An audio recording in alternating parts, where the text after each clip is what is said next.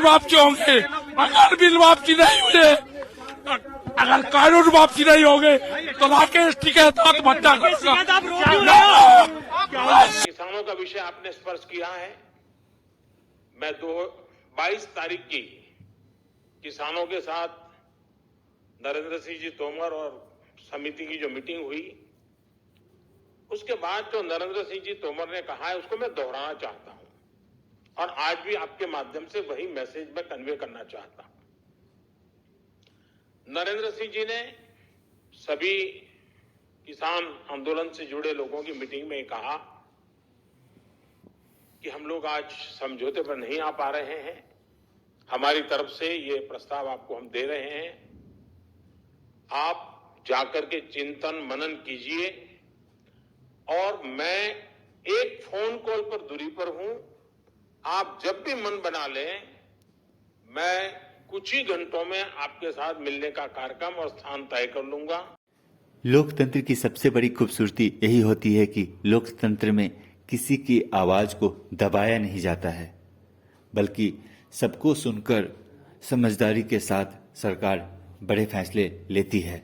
सरकार बड़े कदम उठाने से पहले विपक्ष को विश्वास में लेती है और सारे स्टेक होल्डर से बातें करती है। लेकिन कृषि कानून लाने से पहले सरकार ने विपक्ष को अपने विश्वास में नहीं लिया और न ही स्टेक होल्डर्स से बातें करी। नतीजा हम सब के सामने है। पिछले 2 महीनों में क्या हुआ है, किसान एक तरफ तो सरकार दूसरे तरफ। बातें 9 राउंड्स की बातें हो गई हैं दोस्तों, यानी 9 बार किसान नेता और सरकार एक साथ बैठे हैं, लेकिन अभी तक कोई नतीजा नहीं निकला। 26 जनवरी को क्या हुआ हम सब ने देखा, किस तरह से कुछ लोग लाल किले पे चढ़ गए, धार्मिक झंडा फहराया। एक नाम सामने आया, दीप सिद्धू, जो कि पंजाबी एक्टर है, सो कॉल्ड एक्टिविस्ट है, लेकिन उसकी अभी तक गिरफ्तारी नहीं हुई है। ये कैसी सरकार है?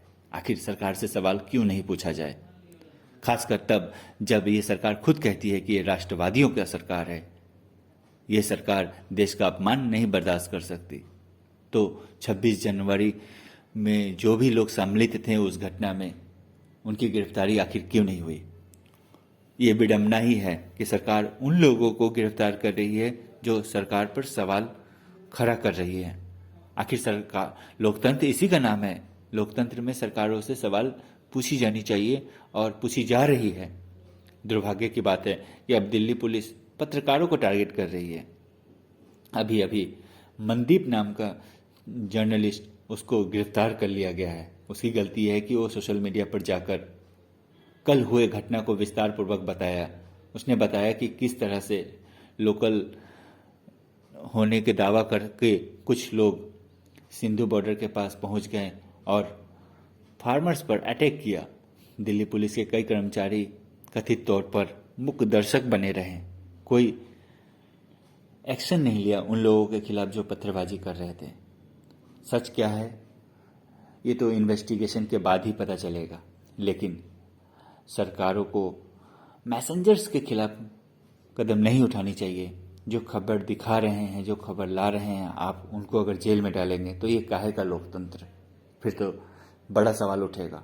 फिर सवाल उठेगा कि क्या बीजेपी की सरकार कांग्रेस के रास्ते चल रही है? क्योंकि कांग्रेस भी यही किया करती थी। अगर आपको याद हो तो मनमोहन सिंह के राज में कई सारे बड़े आंदोलन हुए।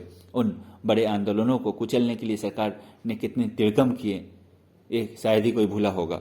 चाहे वो अन्ना हजारे मूवमेंट हो करप्शन के खिलाफ, या फिर निर्भया कांड के समय जो आंदोलन हुए, उसे कुचलने के लिए सरकार ने साम दाम दंड भेद सबका इस्तेमाल किया। तो क्या मोदी सरकार भी यही कर रही है? बहुत दुर्भाग्य की बात है। आखिर कृषि कानून में ऐसा क्या है कि सरकार इसे रद्द नहीं कर सकती? रद्द कर ले, फिर से बात करे, विश्वास पैदा करे, फिर कानून पास करे। आखिर लोकतांत्रिक देश में ऐसा ही तो होता है। इसमें किस बात का ईगो, किस बात का घमंड? अगर सरकार झुकती है तो ये सरकार की खूबसूरती होगी।